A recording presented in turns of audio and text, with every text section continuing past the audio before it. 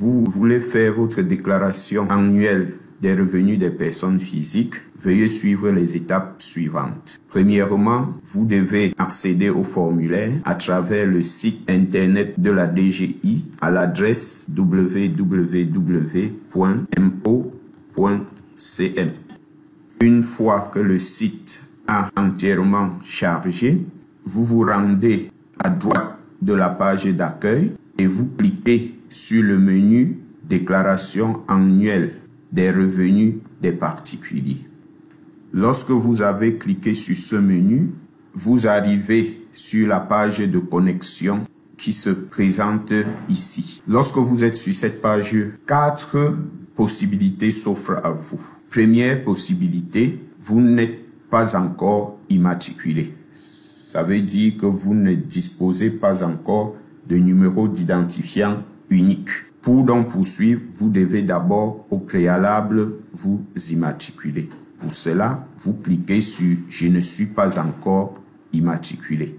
Le système donc vous permettre de vous immatriculer. Pour cela, vous cliquez d'abord sur « Je suis une personne physique » et ensuite, dans la case « Je certifie avoir pris connaissance des dispositions légales ci-dessus ». Le bouton « Continuer » s'active et vous permet de pouvoir poursuivre votre processus d'immatriculation. Le système vous invite à renseigner un certain nombre d'informations. Vous noterez que les zones où des informations sont demandées sont marquées par une étoile rouge. Cette étoile rouge veut dire que toutes les informations ainsi demandées sont obligatoires. Donc, si vous ne les avez pas renseignées, vous ne pouvez pas poursuivre.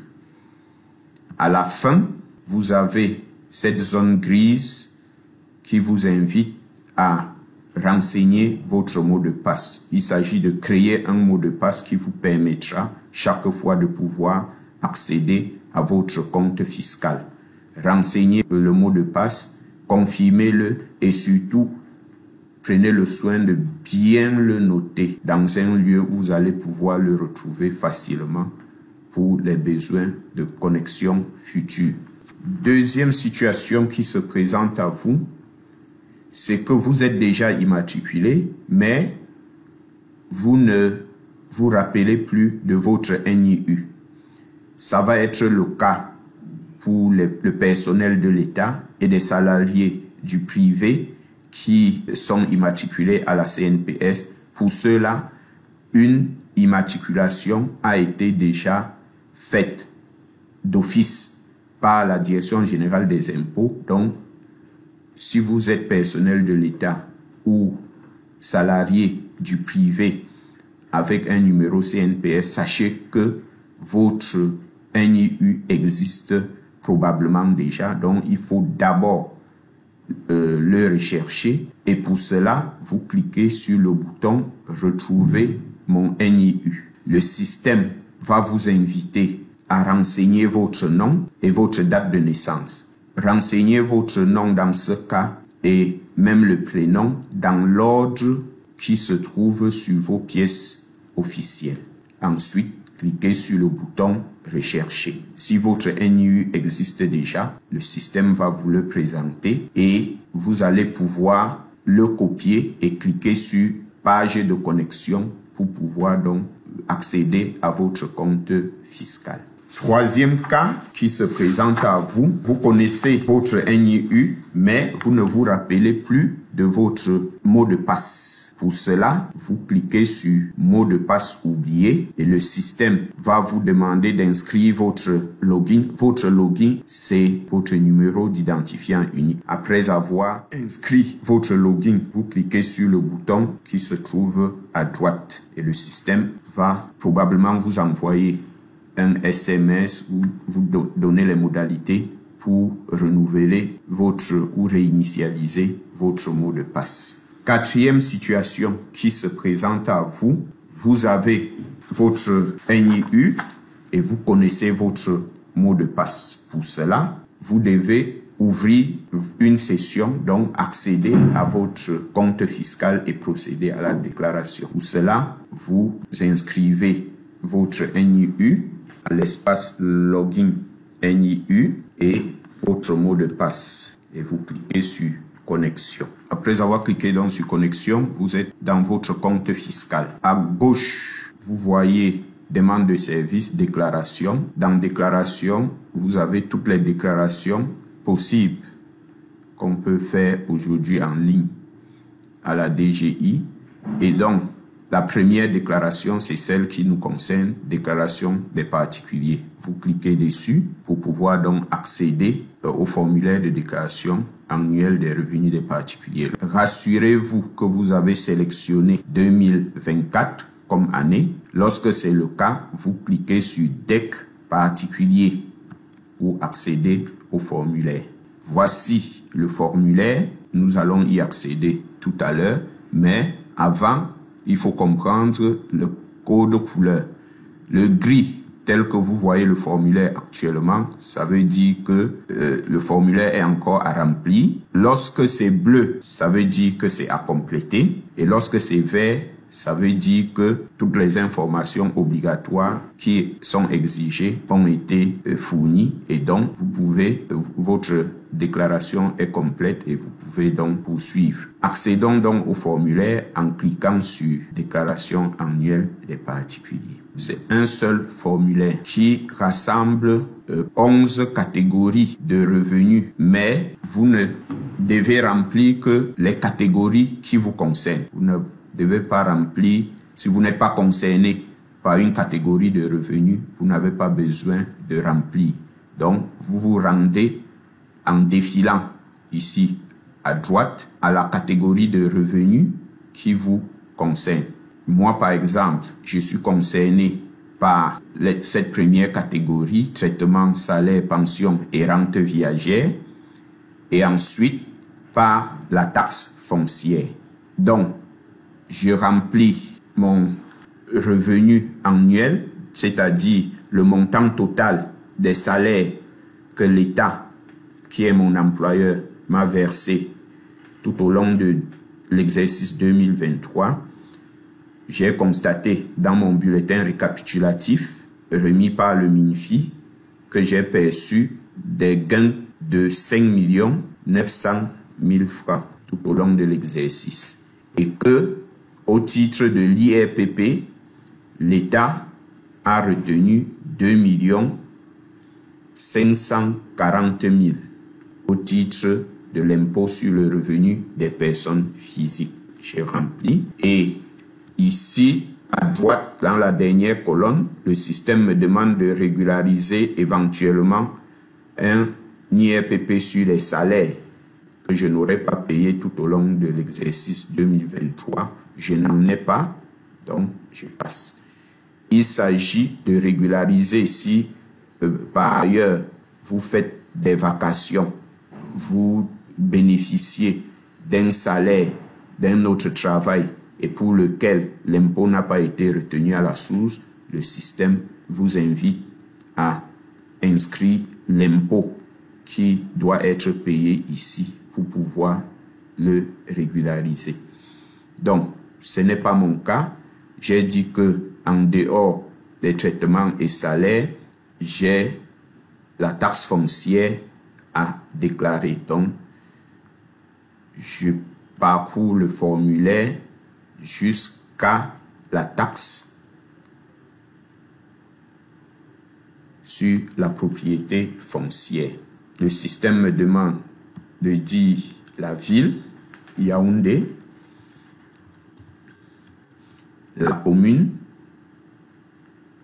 Yaoundé 4, le quartier, et pour nous, lieu dit mairie. Le système me demande le titre foncier. Pour le moment, mon titre, la procédure de mon titre foncier est encore en cours. Donc, comme je n'ai pas le numéro, je ne le mentionne pas. Donc, ce n'est pas une information obligatoire. Mais comme le terrain m'appartient déjà, je dois payer la taxe foncière ci-dessus. Superficie du terrain, 540 mètres carrés. Superficie des constructions, 160 mètres carrés. Valeur du terrain, j'estime la valeur du terrain actuellement à 12 millions. La valeur des constructions, j'ai dépensé 35 millions pour construire et je poursuis vers le bas. Le système a retenu la valeur totale terrain et construction pour 47 millions, le taux de l'impôt 0,1%, donc l'impôt, ma taxe foncière est liquidée à 47 000 francs CFA. Ce sont les deux seules rubriques qui me concernaient. Je vais plus bas. Je n'ai pas de pièces justificatives à joindre. La certification, le système me demande si c'est moi-même ou un représentant qui a fait ma déclaration. C'est moi-même. Je clique sur ce petit triangle au bout et je dis non. Le système me demande de renseigner d'abord la date. On clique sur le calendrier et on choisit la date et on indique le lieu. Ensuite, je clique dans la case pour la première case pour attester que les informations que j'ai fournies dans ce formulaire sont complètes et exactes. Et également, le système me demande de certifier avoir pris connaissance de la disposition légale. Je n'ai pas fraudé dans ce formulaire, donc je clique que je certifie avoir pris connaissance de cette disposition légale. Et comme j'ai achevé avec ma déclaration, je peux donc cliquer sur le bouton enregistrer et compléter. Lorsque j'ai cliqué sur ce bouton, le système me présente, rappelez-vous au début, cette bande était grise et donc m'invitait à remplir le formulaire. Maintenant, la bande est devenue verte, voulant dire que toutes les informations obligatoires qui étaient attendues de moi ont été données. Donc, ma déclaration est complète et bonne. Ensuite, le bouton soumettre s'est activé. Je peux donc cliquer dessus et soumettre ma déclaration. Et un menu contextuel se présente en vous pour vous demander si vous êtes sûr de vouloir soumettre votre déclaration. Vous pouvez cliquer sur non si vous avez des doutes pour venir reparcourir votre déclaration et vous assurer que vous avez vraiment tout renseigné. Comme vous pouvez donc cliquer sur soumettre pour l'envoyer définitivement à l'administration.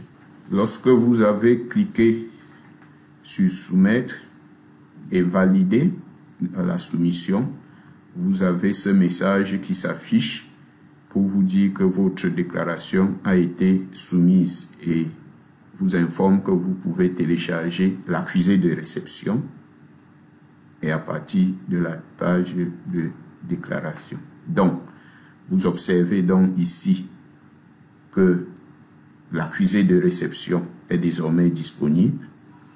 Le statut de votre déclaration est passé à soumis et plus bas, vous avez l'avis d'imposition également.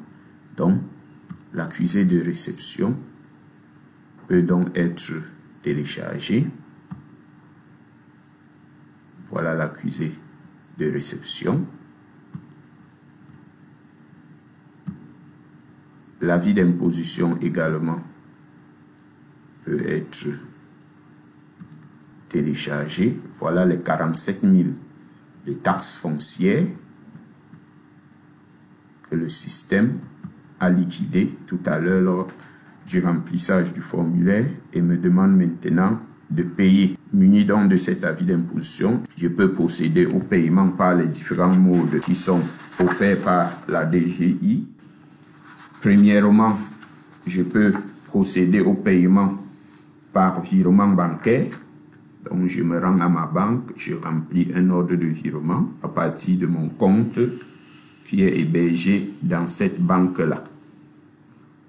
Je peux également procéder par télépaiement, OTP, Online Tax Payment, c'est la méthode de télépaiement en usage également à la DGI, donc toujours à partir de mon compte fiscal. Si je suis habilité à payer par OTP, je peux donc procéder à ce paiement. Je peux également payer par mobile, par téléphone mobile, soit par Orange Money en composant le dièse 150 étoile 3 étoile 4 dièse. Et je suis simplement les indications de Orange Money. Je peux également payer par MTN en composant le code étoile 206 étoile 1 dièse et je suis également le processus. Je peux aussi payer l'impôt qui est sur mon avis d'imposition par